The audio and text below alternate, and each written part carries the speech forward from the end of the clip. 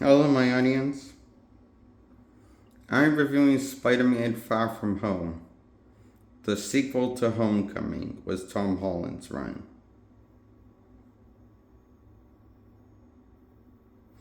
I give it a 2 out of 10. I didn't like this movie one bit, really. A whole lot of it I hated and forgot about.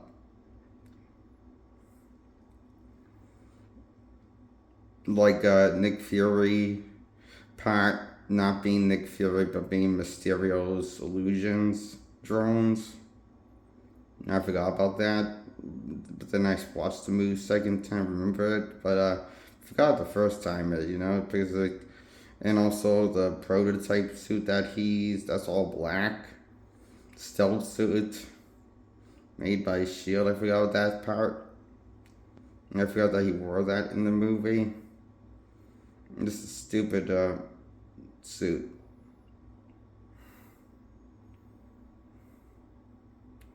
Why not just? I don't understand why doesn't wear the other Spider-Man standard Spider-Man suit. This doesn't make sense to me.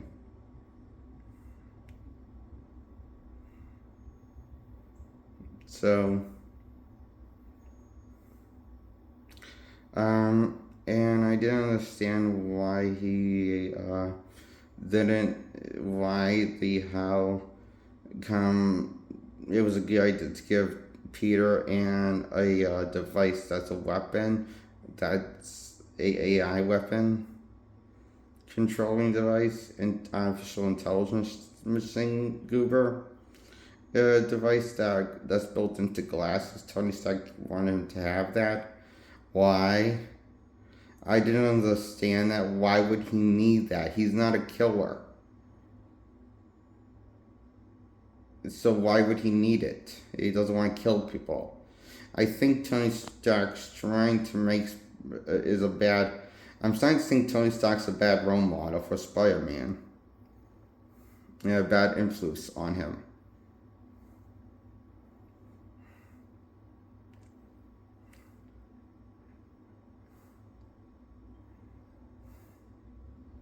Because those glasses just offer nothing but trouble and danger.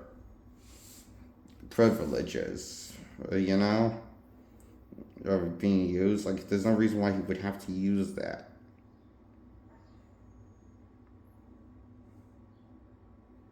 It's kind of stupid to Tony Stark put that in his will, not give him the more really. Why not just give him a cooler suit that he can wear? That's more comic book accurate looking. If yes, it just didn't make sense to me. You know, like with the Iron Spider suit, maybe you could make it more comic book accurate looking, the Iron Spider suit or something, or maybe make him a symbiote suit for and get him that symbiote alien. That would have been cool. I mean, it would probably have the same level outcome, but it would have made just as much pointless sense. It would have made sense than not making sense, which is what this movie does. Not make sense a lot. How could and like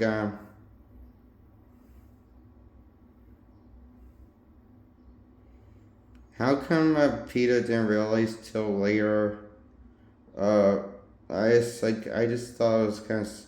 How come Peter's spider sense doesn't always work in this movie, even though he has it? Until he starts really listening to it, focusing on it, the spider sense, and listen to his spider sense. By I don't know. That just doesn't make sense. Does he have to focus on for it to work, or does it not work? Because it's not as strong as it used to be. Needs to be. I don't understand.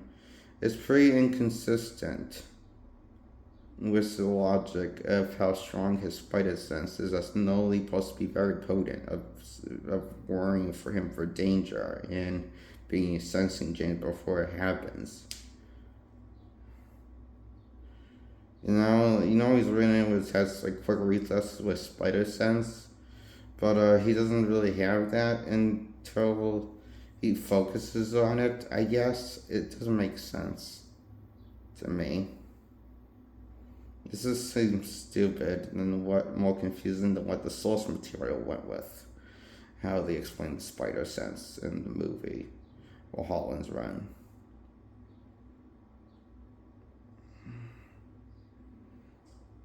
So I guess Spider-Man Far From Home a 2 out of 10. This movie just was a fucking mistake again. I guess it's better than Homecoming, but it's not as bad as Far From Home. I mean, Far From Home isn't as bad as No Way Home, but it's better than Homecoming. It's so in between the stupidity of Homecoming and the stupidity of No Way Home writing.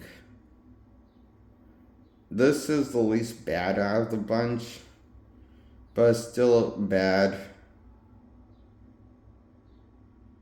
And I thought the relationship that Peter fell for Zendaya's character was out of nowhere, because then he was all like, he seemed kind of heartbroken. He kind of fucked up with Liz.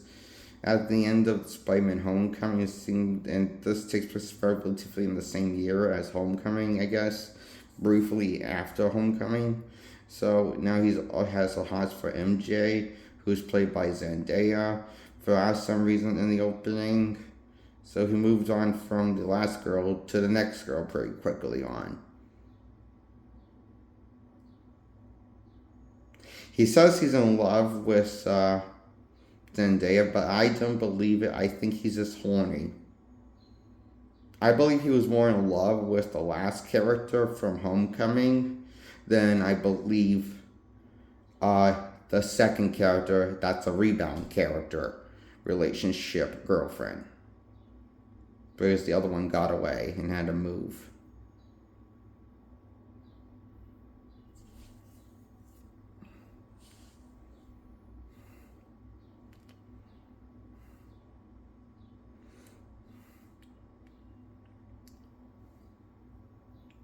So,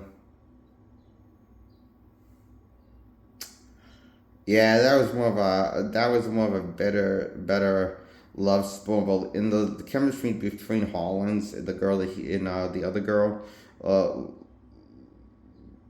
the other girl that was in his love interest in Homecoming.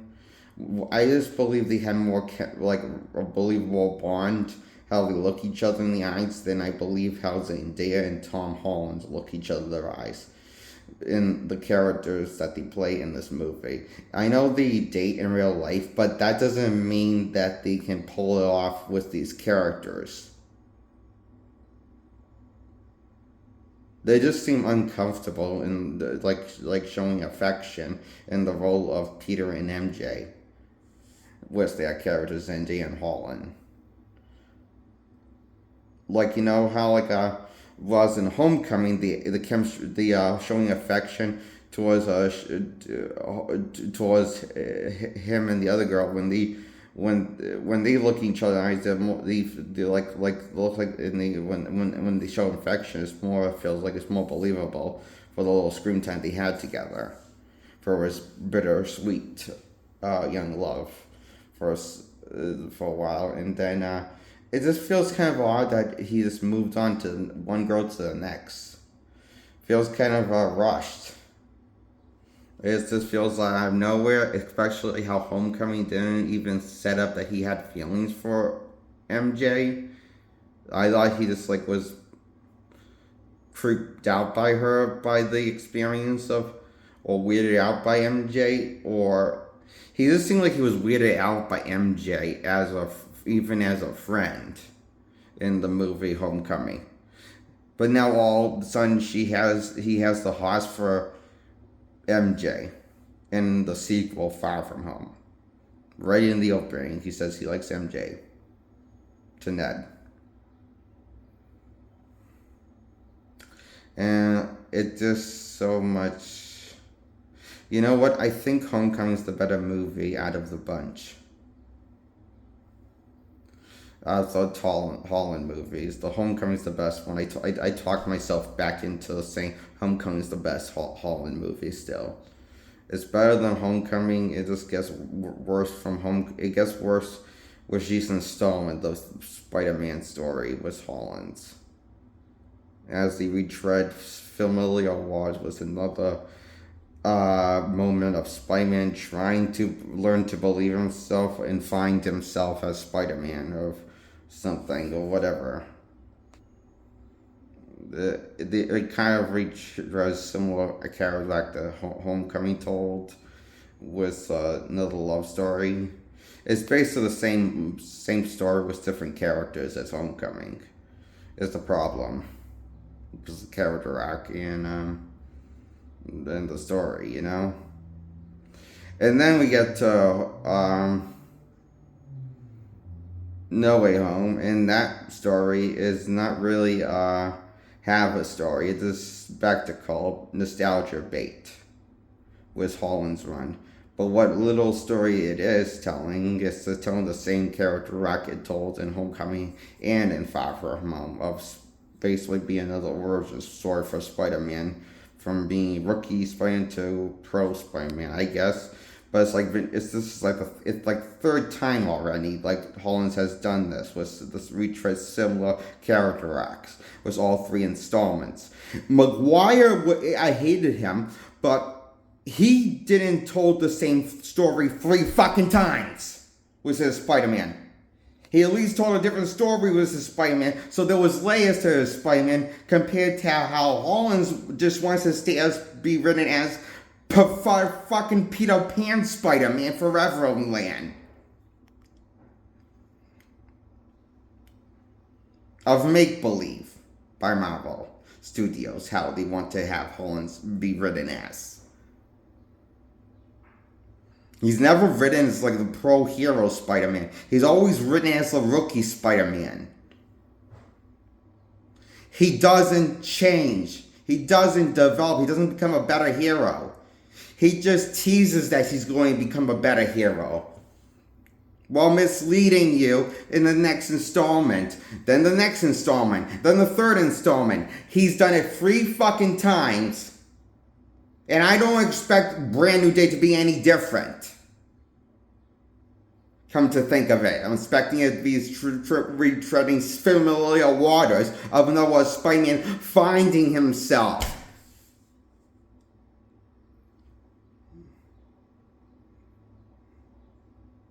It just gets repulsive, telling the same story over and over again with the same character. For 3 fucking movies. Just with different characters, just like with the different side characters and role of side characters and heroes and match them with different villains. It's basically the same character arc he has gone in 3 fucking times now. Thor was guilty of this. Then Ragnarok happened. And then it got worse.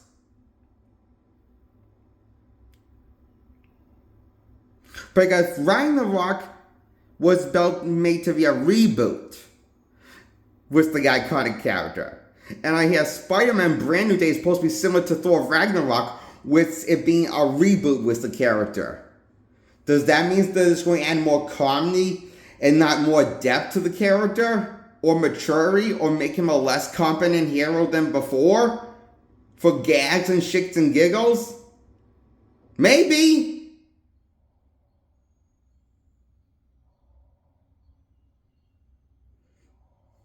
If that's going to be the forever land of Peter Parker being written as Peter Pan Spider-Man, then I don't want anything from Tom Holland's that he's selling me. As much as I hated Peter Parker from Maguire's run, he at least had different stories 3 different times.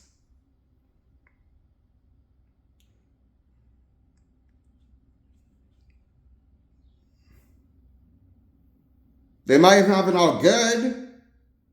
Specifically the first 2 with Maguire.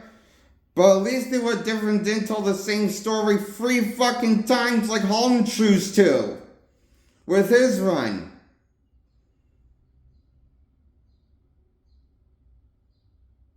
The origin's done 3 fucking times now with Holland's Run. Move on to something different, Spider-Man story related. Tell the next chapter. Other than an origin story of him finding himself. It's repulsive that you've done this 3 times with this character, Marvel. Oh my god, this is so bad. My blood pressure's high. Goddamn. That's why I give Spider-Man Far From Home a 2 out of 10.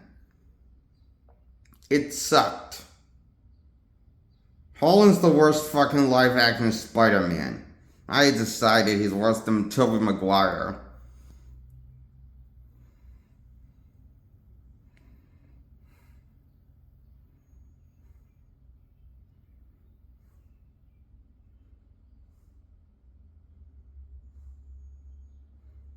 He's worse than the 70s Spider-Man run show from the live-action US show. Ran for 1 season. He's worse than that Peter Parker, I think. I mean, I guess it was is this like so bad? He's Spider-Man.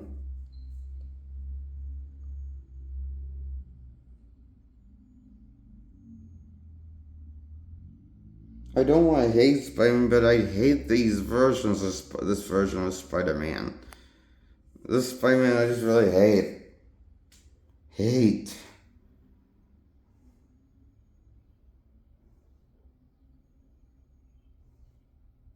That's why Spider-Man Far From Home gets a 2 out of 10. It sucked. Fuck this movie. Goodbye. Subscribe to my content. Like this video. Goodbye.